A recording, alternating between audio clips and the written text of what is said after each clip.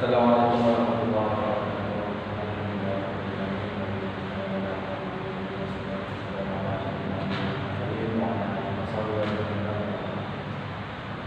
Nah, saya hormati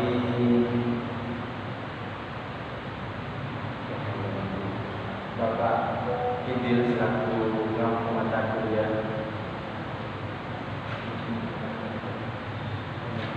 manajemen perbankan. Ya, baik. Dalam kesempatan kali ini kita akan menjelaskan dan mempresentasikan dengan tema manajemen pengawasan bank syariah. Untuk selanjutnya akan disampaikan oleh kedua pelajari di samping saya, waktu dan tempat kami menyatukan. Bismillahirrahmanirrahim. Assalamualaikum warahmatullahi wabarakatuh.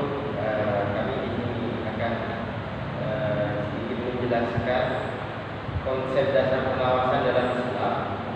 Poin pertama, ayat-ayat yang berkenaan dengan pengawasan. Allah Subhanahu wa taala menciptakan alam semesta beserta isinya untuk menyertai manusia dalam melaksanakan tugasnya sebagai hamba Allah yang di muka bumi ini. Diturunkan Al-Quran dan Sunnah Nabi-Nya sebagai pedoman hidup. Bahkan Allah menuntut para rasulnya sebagai teladan hidup. Siapa yang berpedoman dengan keduanya dan mensuri tauladani para rasulnya akan memperoleh kemenangan dan kebahagiaan yang tinggi. Lanjut ke ayat.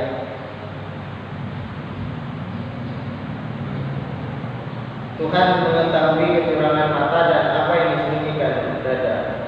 Quran surah Al-Mu'min ayat 19. Dan sesungguhnya tidak ada yang tersembunyi bagi Allah sesuatu yang di langit dan di bumi. Quran surah Ali Al-Imran ayat 5. Dari ayat yang saya jelaskan tadi, kita harus senantiasa dalam kesadaran penuh dan yakin bahwa apapun yang kita lakukan selalu yang ada yang menyaksikan, dan kelak di hari pertanggungjawaban mereka akan memberikan kesaksian tanpa ada sedikit pun yang terluput.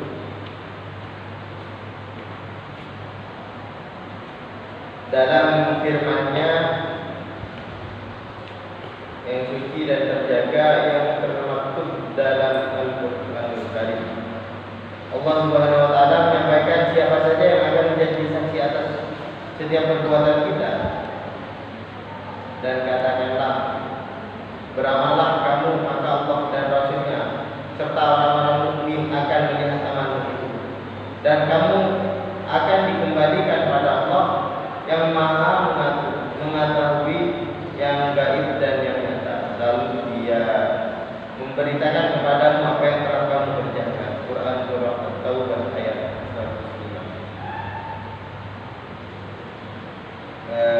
Demikian intinya pekerjaan para malaikat Tuhan yang bertugas mengawasi manusia tersebut, sehingga yang tersirat di dalam hati pun walaupun belum terwujud dalam bentuk perbuatan dan tindakan nyata sudah dicatat dan menjadi bagian amal.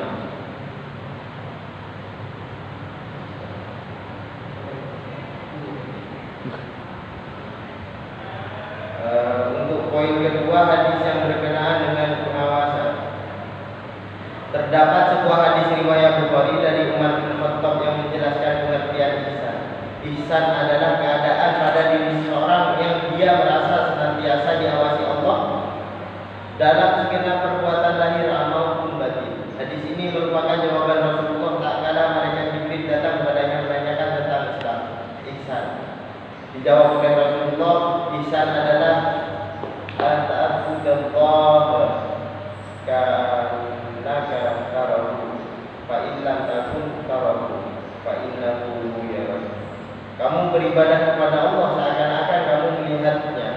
Jika kamu tidak melihat Allah, yakinlah bahwa Ia melihat.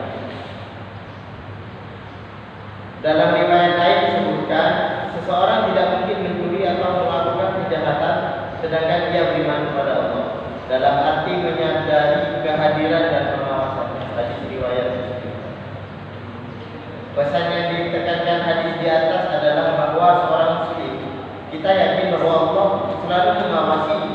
setiap perbuatan kita tidak ada sedikit pun yang luput dari pengawasannya. Implementasinya adalah bahwa dalam bertindak kita harus mempertimbangkan sesuatu, apakah sesuai dengan aturan syariah atau bertentangan dengan aturan syariah. Karena pada akhirnya kita akan dimintai pertanggungjawaban.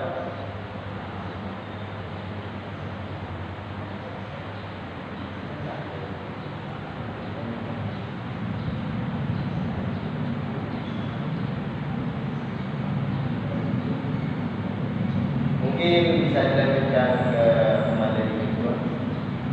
Baik, di sini ada analisis mengenai manajemen pengawasan bank syariah.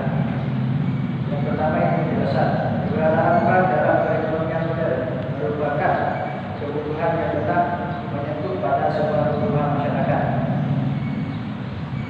yang dimana bank sebagai lembaga kepercayaan tidak hanya dibutuhkan bagi individu dan masyarakat secara keseluruhan, tetapi juga berperan dalam pertumbuhan dan perkembangan ekonomi suatu negara. Bank juga merupakan unit usaha yang kegiatan operasionalnya tergantung pada sumber dana dari masyarakat.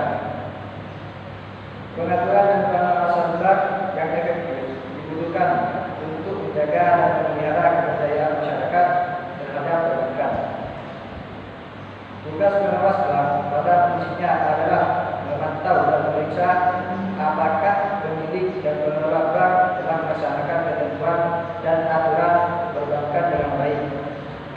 Dengan adanya pengawasan dapat segera dilakukan langkah-langkah yang diperlukan apabila peraturan atau ketentuan tidak dilaksanakan. Yang kedua, sistem regulasi dan pengawasan perbankan. Dengan demikian, penting bagi bank untuk meyakinkan diagnosa dan melindunginya dari kerugian yang seharusnya tidak perlu terjadi dengan mencegah tindakan nyerang. Secara umum, alasan pokok bagi pentingnya pengaturan dan pengawasan perbankan adalah posisi penting perbankan dalam sistem keuangan. Yang ketiga, sistem regulasi dan pengawasan perbankan. Seperti terhadap sistem tradisional, bank dan perusahaan sekuritas melakukan lintas sektor kegiatan di negara-negara Eropa yang paling dalam kerangka urusan perbankan.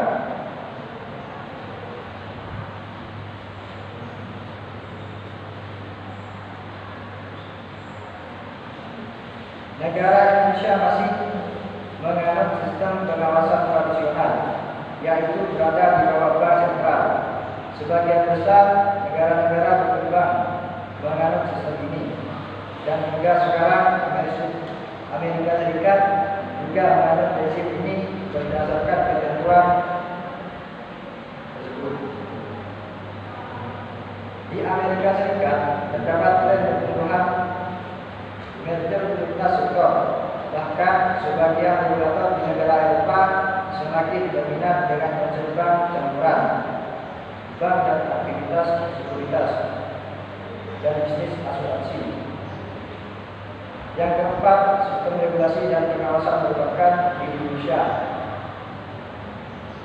Perundang-undangan tentang pengawasan perbankan di Indonesia tugas mengatur dan mengawasi bank. Undang-Undang Nomor 23 Tahun 1999, yaitu ada beberapa pasal. Pasal 24 dalam rangka melaksanakan tugas sebagaimana dimaksud dalam pasal 4 huruf C. Bank Indonesia menetapkan peraturan memberikan dan mencabut izin atas kelembagaan dan kegiatan usaha tertentu dari bank. Pasal 27 pengawasan bank oleh Bank Indonesia sebagaimana dimaksud dalam pasal 24 adalah untuk pengawasan langsung dan tidak langsung.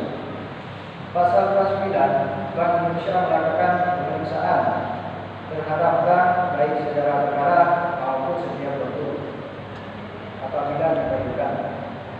Pasal 34 tugas mengawasi bank akan dilakukan oleh lembaga pengawasan sektor jasa keuangan yang independen. Pasal 35, sepanjang lembaga pengawasan sebagaimana dimaksud dalam pasal 34 ayat 1 belum dibentuk, tugas pengaturan dan pengawasan bank dilaksanakan oleh Bank Indonesia. Yang kelima, tujuan peraturan dan pengawasan bank. Tujuannya: 1. Lembaga pemberdayaan masyarakat dan kaitannya sebagai lembaga penghimpun dan penyatur dana. Yang kedua, pelaksanaan kebijakan moneter. Yang ketiga, kebijakan prinsip kehati-hatian bank. Yang keenam, kewenangan pengaturan pengawasan bank. Pengaturan dan pengawasan bank oleh Bank Indonesia meliputi wewenang sebagai berikut. A. Kewenangan untuk mengatur, yaitu kewenangan untuk menetapkan ketentuan yang menyangkut aspek usaha dan kegiatan perbankan dalam rangka menciptakan perbankan sehat dan mampu memenuhi jasa perbankan yang diinginkan masyarakat. B. Kewenangan untuk mengenakan sanksi, yaitu kewenangan untuk menjatuhkan sanksi sesuai dengan ketentuan perundang-undangan terhadap bank apabila suatu bank kurang atau tidak memenuhi ketentuan. Yang ketujuh, pengawasan lembaga keuangan Islam global. Disiplin pasar yang lebih besar bahwa sistem Islam memiliki potensi untuk memasuki sistem keuangan, bagaimanapun juga tidak bisa menghilangkan perlunya peraturan dan pengawasan bank.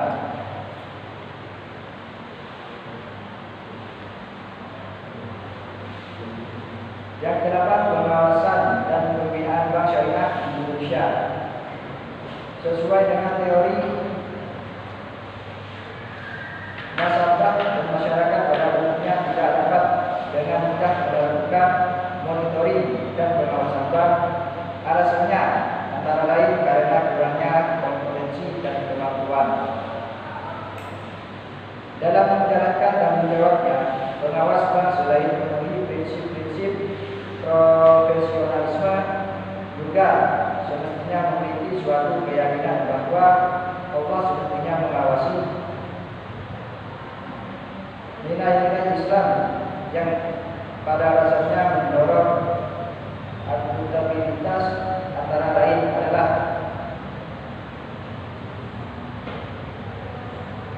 musyawarah, perlu mawas diri bahwa kegiatan pengawas yang dilakukan adalah menilai pihak lain, namun perlu disadari bahwa amanat kita juga selalu dinilai oleh Allah Subhanahu wa Ta'ala.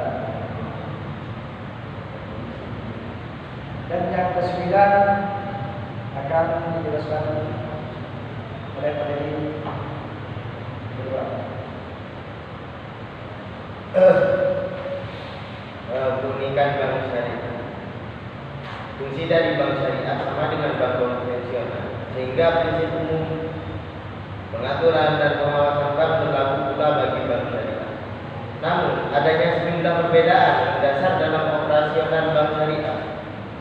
Perbedaan mendasar itu adalah: 1. Perlunya jaminan pemenuhan ketaatan pada prinsip syariah dalam seluruh aktivitas bank.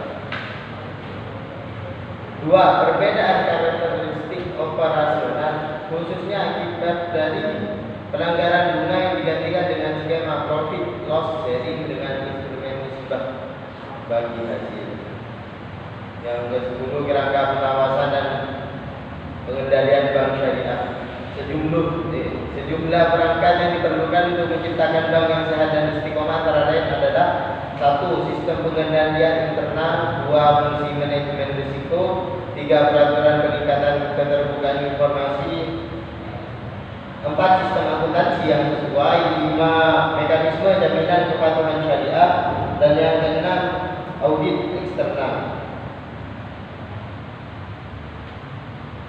Implementasi dari perangkat pengawasan dan pengendalian tersebut memiliki sejumlah perbedaan pada bank syariah karena perbedaan sistem nilai dan operasinya. Langkah-langkah penting yang menciptakan jaminan pemenuhan: 1. Aturan dan mekanisme.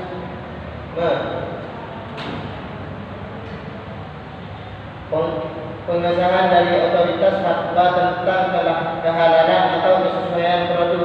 jasa keuangan dengan prinsip syariah. 2. Sistem pengawasan yang mantap transaksi keuangan bank sesuai dengan fatwa yang dikeluarkan oleh otoritas fatwa perbankan serta mekanisme penetapan opini syariah compliance. 3. Kodifikasi dan standarisasi akad keuangan syariah.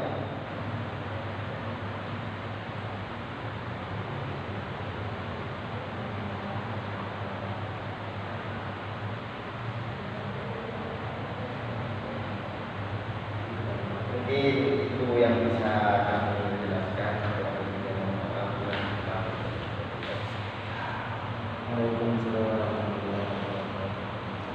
Ya, mungkin itu yang bisa kami sampaikan. Kurang lebihnya mohon maaf. Apabila ada pertanyaan atau saran bisa ditanyakan di tempat saran di bawah ini.